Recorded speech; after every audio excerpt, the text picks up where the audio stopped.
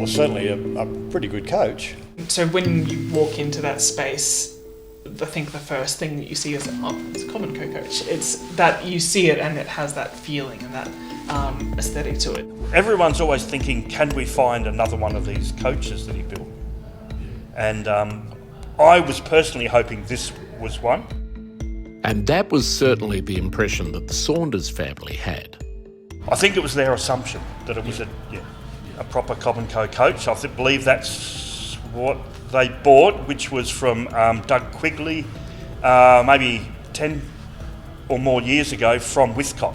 Doug is renowned for having a collection of interesting vehicles, and I've checked on his family's recollection, and they think they bought it from Moree from the Brown family 20 odd years before that. There are some things that are very hard to reproduce, like Cobb and Co coaches had a front axle that swept down and back up again.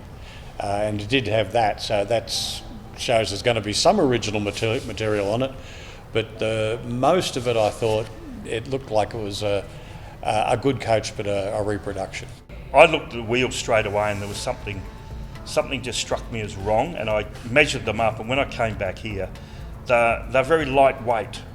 They're the right height, everything's the right size in all dimensions except how beefy it is or isn't. Big turnbuckle here, left and right hand thread. Beefy as. And then we got underneath, and Jeff and I straight away picked up that a lot of the metalwork seemed to have arc welding, as in modern electric welding, which you don't expect to see on something from the late 1800s. Usually they're blacksmithed or drop forged or something made in one piece, where these are fabricated. But these discrepancies also raise the age-old question. What level of restoration, what degree of swapping worn-out components with ones that are stronger and made from more modern, durable materials is acceptable before the whole machine loses its right to wear the title of original? I've got a strong opinion on what I consider an original horse-drawn vehicle and a restored one and a replica. In this collection here, these three coaches here, the only one from my perspective that I consider original one is the one here behind us. It's never been tampered with. It's in its entirety as it was built, although it's in probably not a very good state of repair. Where these other coaches have been restored and bits and pieces that were lost and had to be rebuilt, and that Ferguson done a really good job on them, that's for sure. And they are basically original parts, but they're not 100% original from my perspective. You think that most things in that sort of completeness will be, if they haven't been a big restoration job, they will be a replica. I think, I'm pretty sure of that, yeah. So, having come to the conclusion that this coach in the Saunders family collection, in this dusty shed just outside of Warwick, wasn't a Cobb and Co original, but still a very good replica, Cobb and Co decided it still wanted to bring it back to the factory and give it a bit of a makeover. But why? I think really it was a push from our end, Steve particularly, that we wanted another vehicle here that we can have in a different context than the ones in the collection, that we can work on, climb on, even have the public look at much closer than we can normally. And it just feeds into that 100-year celebration. But bringing the coach back to the factory would also give Andrew a chance to do a bit more digging and hopefully uncover a little bit more of the coach's backstory.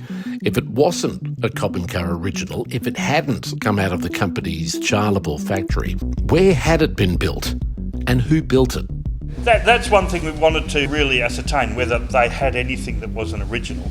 And to that end, sometimes you get a hint by looking at the axles, and the axles were, to my, reasonably experienced eye, did look Cobb and Co coach-like. There's a very distinctive bend in the axle where it droops down and raises up again. And sure enough, all our vehicles have that as a front axle, and it means it's got room in there for the steering mechanism, the fifth wheel, to fit in without raising the front too high. So that made me think, well, the axle's original. So then I jacked it up and took the wheels off, and each of those axles have Rigby and Sons, which is Greater Birmingham, 1902. So they're matching axles. They've come from a wreck. They belong to each other. One of the first things that became apparent is that the coach definitely had a Toowoomba connection. The vehicles that are in the museum here were restored in Toowoomba here at Ferguson's Coachworks from the 50s through pretty much to up around about 1970 era. He had a guy working with him called Jeff Ernst. Jeff worked over here with Cole Ferguson, and then he worked later on for another guy up the coast, which is our next hint.